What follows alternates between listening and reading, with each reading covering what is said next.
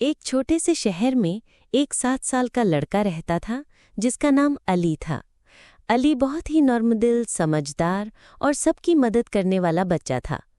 उसका घर एक छोटी सी गली में था और स्कूल सड़क के उस पार।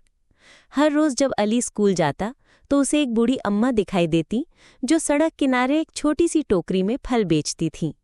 अम्मा का चेहरा थका हुआ और धूप से झुलसा हुआ होता, लेकिन फिर भी वो मुस्कुराकर सबको सलाम करती। लेकिन अक्सर लोग उन्हें अनदेखा कर देते।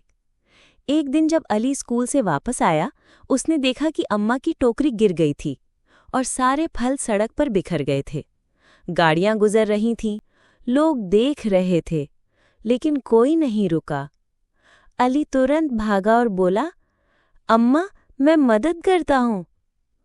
वो सड़क के किनारे बैठा, फल उठाए और टोकरी में दोबारा रखे। अम्मा की आंखों में आंसू थे।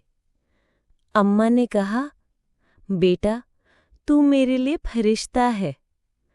अली ने मुस्कुराकर कहा, नहीं अम्मा, मैं सिर्फ इंसान हूँ, लेकिन हर इंसान में खुदा की रहमत होती है। उस दिन के बाद अली हर रोज़ अम्मा से मिलता। कभी पानी लाता, कभी धूप में छाता पकड़ता। धीरे धीरे और लोग भी अम्मा से अच्छे से पेश आने लगे।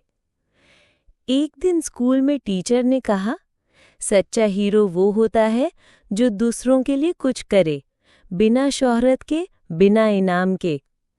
और सबने अली का नाम लिया।